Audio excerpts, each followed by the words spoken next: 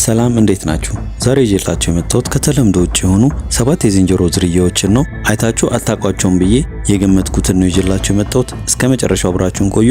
ለቻናላችን አዲስ ከሆናችሁ ፎሎ፣ ሼር፣ ሰብስክራይብ በማድረግ ቤተሰብ ይሁኑ። የዩቲዩብ አልጎሪዝም ለብሶ እንዲደርስልን ላይክ በማድረግ ቪዲዮን ጀምሩት። አንደኛ ማንድሪል። እነዚህን የዝንጀሮ ዝርያዎች በምንመለከትበት ጊዜ ከዝንጀሮ ተፈጥሮ ውጭ የሆነ በሰውነታቸውና በፊታቸው ላይ የተለያዩ ቀለማትን እናስተውላለን። የእነዚህን ዝንጀሮች ልዩ ተፈጥሮ ለማየት ከተለያየ ሀገራት የተለያዩ ቱሪስቶች እነዚህን ለመመልከት ይመጣሉ። እነዚህ ማንድሪል የተባሉት የዝንጀሮ ዝርያዎች ከፊታቸውን ባለፈ በመቀመጫቸው ላይ የተለያዩ ቀለማትን እናያለን። በፊታቸው ላይ አረንጓዴ፣ ሰማያዊና ግሬ ቀለምን እንመለከታለን።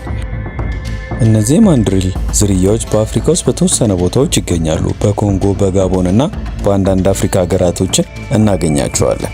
እነዚህ ዝንጀሮ ዝርያዎች ተሰባስበው በአንድ ቦታም ይገኛሉ። ለየት የሚያደርጋቸው አይናፋር ከሚባሉ እንስሳቶች መካከል አንዱ ሲሆኑ የሚመገቡትም ነፍሳትና ቅጠላቅጠል እንዲሁም ፍራፍሬን ነው።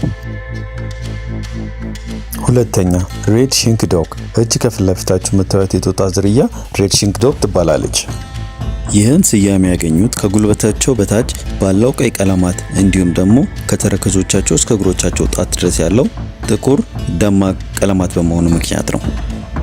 እነዚህ የጦጣ ዝርያዎች ከለርፉል ከሚባሉ እንስሳት ተርታ የሚመደቡ ሲሆን ፊቶቻቸው ደግሞ በተለያየ ደማቅ ከለራት ያሸበረቀ ስለሆነ ሌሎች የጦጣዎች ዝርያዎች ሳቢ ያረጋቸዋል።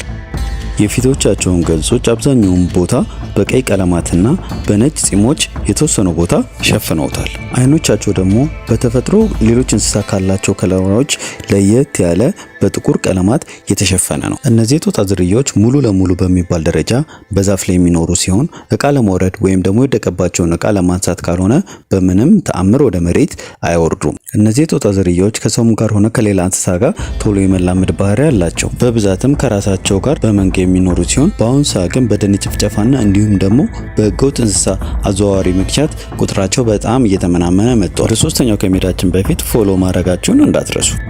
ሶስተኛ ኮኮሬሲ ፋካ። እነዚህ የጦጣ ዝርያዎች በብዛት የሚገኙት በማዳጋስካር ደሴት ላይ ነው።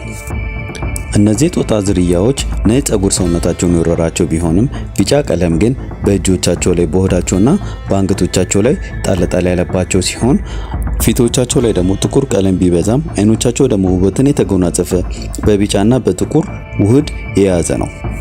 እነዚህ ፍጥሮች ከሬድ ፓንዳ ከሚባለው ፍጡር ጋር ብዙ ነገራቸው ይመሳሰላል።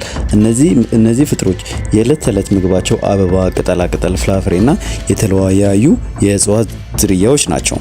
እነዚህ የጦጣ ዝርያዎች ከቀዝቃዛ ሞቃት ስፍራን ተመራጭ ያደርጋሉ። ከክረምት ሞት በጋው ወቅት ለእነዚህ የጦጣ ዝርያዎች በጣም ምቹ ነው። እነዚህ የጦጣ ዝርያዎች ከተወለዱ 6 ወር እስኪሞላቸው ድረስ ልክ እንደ ካንጋሮ በእናታቸው ሆድ ስር ይቀመጣሉ።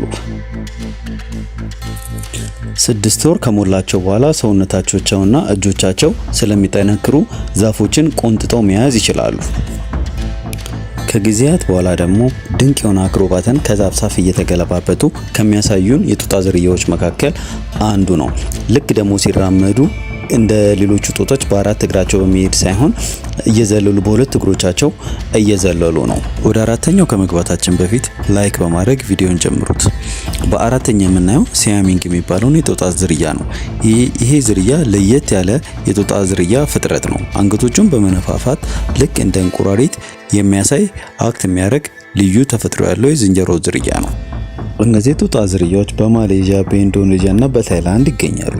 ከሌላው ጦጣ ዝርያ ለየት የሚያደርጋቸው እንደ እንቁራሪት አንገታቸው ላይ ፊኛ የሚመስል ነገር በመንፋት ነው የሚታወቁት። ይሄ ልዩ ተፈጥሮ እየጮሁ በሚጣሩበት ጊዜ ድምጻቸው ከፍ ብሎ እንዲሰማ ይረዳቸዋል። እንዲሁም ደግሞ በገደል ዙሪያ ድምጻቸው በጣም እንዲያስተጋባና እርስ በርስ ለመጠራራት ያግዛቸዋል። እነዚህ የጦጣ ዝርያዎች ከፊታቸውና ከአንገታቸው በስተቀር ሙሉ ሰውነታቸውን ጥቁር ቀለም ነው የወረረው። እነዚህ የጦጣ ዝርያዎች ለምን እንደሆነ ባይታወቅም ዝርያቸው ከቀን ወደ ቀን እየቀነሰ ነው የመጣው። ሶስተኛ ጎልደን ስናብ ኖዝድ ሞንኪ።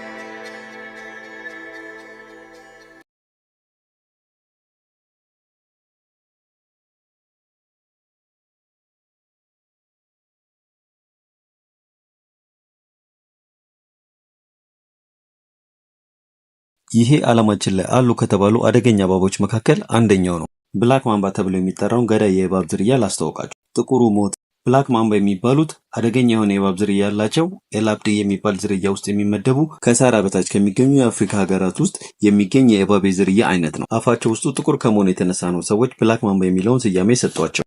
አደጋ ላይ የሆኑ ከመሰላቸው አፋቸውን በመክፈት ጥቁር የሆነውን አፋቸውን ለተጠጋቸው እንስሳ ያሳያሉ። ይሄ ተግባራቸው መርዛማ ነኝ እባክህ እንዳትጠጋኝ የሚል መልእክት ለቀረባቸው እንስሳ ያስተላልፋሉ። መርዛቸው ከፍተኛ የሆነ ኒውሮቶክሲን የተባለ ኬሚካል ያለው ሲሆን ደም ውስጥ ከተሰራጨ እስከ 10 ደቂቃ ባለው ጊዜ ውስጥ ስራውን መስራት ይጀምራል። በእነዚህ እባቦች ከተነደፍን በኋላ በፍጥነት ሕክምና ካላገኘን መርዛቸው የደም ቧንቧዎችን ይደፍናል። የደም ዝውውር በመቋረጡ ምክንያት ደግሞ ሳምባ፣ ልብ፣ ኩላሊትና ልብ ስራቸውን ያቆማሉ ማለት ነው። ለዚህ ነው እነዚህ እባቦች የሚፈሩት። አሁን ከነደፉ በኋላ በጥቂት ደቂቃዎች ውስጥ መርዛቸው አደንዝዞ ይገላል። በሰዓት ከ19 ኪሎ ሜትር በላይ መሳብ ወይም መጓዝ ይችላሉ። ይህ ማለት ከአንድ ሰው በፍጥነት ይበልጣሉ ማለት ነው። አፍሪካ ውስጥ አብዛኛውን የእባብ ንድፊያ በእነዚህ እባቦች ስለሚሳበቡ አደገኛ እባብ በሚባል ይታወቃሉ። ነገር ግን እነዚህ እባቦች ሰው በጣም ካልተጠጋቸው ወይም ደግሞ ሊተናኮላቸው ካልሞከረ በስተቀር ርቀታቸውን መጠበቅ ወይም መሸሽ ነው የሚመርጡት። ስለዚህ ከቤት ስትወጡ ወይም ደግሞ ካልጋ ስትወርዱ ሊነድፏቸው አይደለም ማለት ነው።